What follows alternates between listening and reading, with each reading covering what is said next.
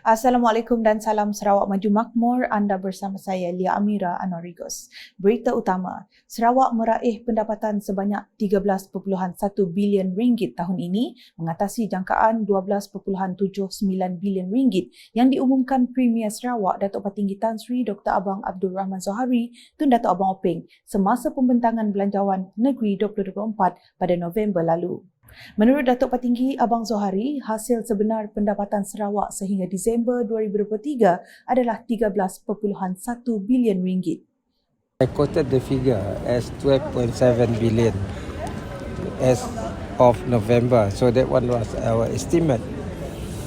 But last week almost closed the account December 2023, and the actual revenue that we got in 2023, the whole of 23, is 13 billion, slightly over 13 billion, I think 13.1. Because we have some dividend coming in December. So Beliau berkata demikian ketika ditemui media selepas menghadiri rumah terbuka Christmas Bishop Kuching di Dewan Parish Cathedral St. Thomas pada Isnin. Jelasnya lagi, dengan penambahan pendapatan Sarawak sebanyak 13.1 bilion ringgit ini juga menyumbang kepada penambahan peruntukan sebanyak 10 juta ringgit kepada unit hal ehwal agama-agama lain Unifor, menjadikan keseluruhan geran Unifor 2024 sebanyak 110 juta ringgit.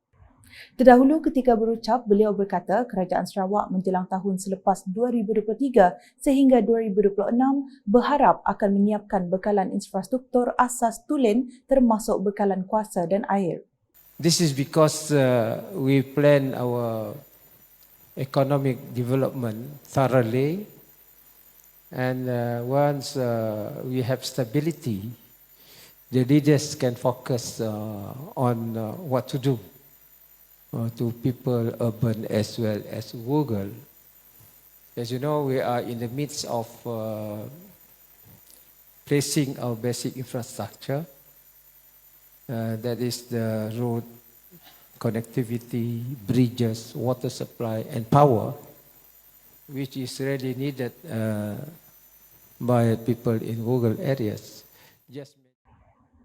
Dalam majlis tersebut, Datuk Patinggi Tan Sri Abang Zohari turut menyempurnakan simbolik penyerahan bantuan daripada Diosis Kuching kepada 5 persatuan yang masing-masing berjumlah RM7,000.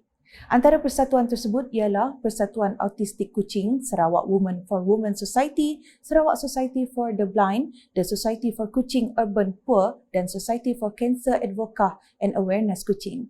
Turut hadir isteri Premier Sarawak Puan Sri Dato' Amar Jumani Tun Tuanku Bujang, Timbalan Menteri di Jabatan Premier Sarawak Undang-Undang Perjanjian Malaysia MA63 dan Perhubungan Negeri Persekutuan Datuk Sharifah Hasidah Said Aman Ghazali, Timbalan Menteri Pelancongan Industri Kreatif dan Seni Persembahan Sarawak, Industri Kreatif dan Seni Persembahan Datuk Snowden Lawan serta isteri Datin Melinda Claudia, Pemangku Setiausaha Kerajaan Sarawak Datu Dr. Muhammad Abdullah Zaidil dan Bishop Kuching Right Reverend Datuk Daniel Jude.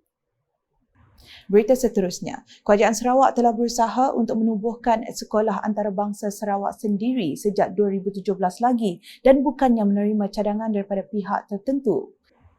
Menurut Menteri Pendidikan, Inovasi dan Pembangunan Bakat Sarawak MEITD, Datuk Seri Roland Sagahwiin, salah satu usaha pertama kementerian adalah mengkaji kemungkinan untuk menubuhkan sekolah antarabangsa Sarawak sendiri sejak kementerian itu ditubuhkan pada tahun 2017.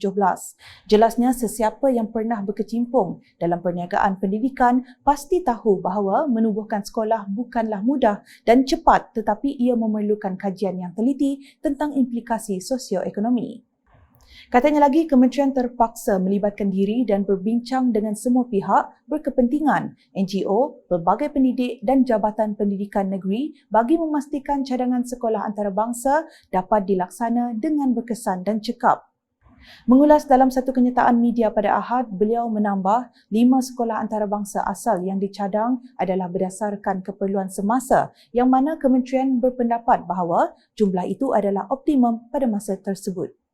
Ujarnya, 5 sekolah ini akan ditubuhkan di bandar utama untuk memastikan pelajar dan guru mendapat akses kepada kemudahan berdekatan yang diperlukan seperti hospital, klinik, pasaraya dan kemudahan lain. Selanjutnya di Miri, Menteri Pengangkutan Sarawak Datuk Seri Lee Kim Chin telah mengetuai sesi menyantuni masyarakat setempat menerusi program mingguan Mobile Service to You pada Ahad. Program anjuran Pusat Khidmat Dewan Undangan Negeri Dun Senadin itu bertujuan mendapatkan maklum balas mengenai masalah yang dihadapi penduduk setempat. Selain itu, terdapat beberapa orang awam yang mendekati Datuk Seri Lee secara peribadi untuk berkongsi isu-isu yang melanda di kawasan kediaman mereka. Kesempatan itu turut digunakan oleh Pusat Khidmat Dun Senadin untuk mengedarkan kalender tahun 2024 kepada orang ramai. Dalam perkembangan berkaitan, Ahli Dewan Undangan Negeri Adun Meradong, Datuk Ding Kuang Hing, turut merasmikan program Mobile Service to You di Pasar Tamu Bintangor pada Sabtu. Ketika ditemui, Datuk Ding berkata program tersebut merupakan usaha pihaknya dalam menyampaikan perkhidmatan secara terus dan peluang terbaik berkongsi inisiatif yang dilaksana oleh Kerajaan Sarawak kepada rakyat. Katanya sasaran program ini adalah penduduk luar bandar dan pedalaman yang tiada akses mudah kepada perkhidmatan asas kerajaan seperti permohonan kenyalang Gold Card. Program ini katanya dianjurkan untuk mendekatkan perkhidmatan penting kepada rakyat agar memberi manfaat perkhidmatan yang ditawarkan dapat dirasai oleh setiap lapisan masyarakat.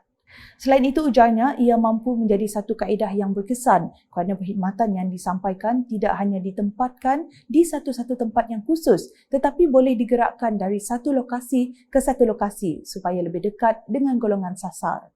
Terdahulu, Datuk Ding telah merasmikan pertandingan Street Soccer Belia Simpang 3 Bintangor anjuran Kelab Ukhuwah Daerah Meradong.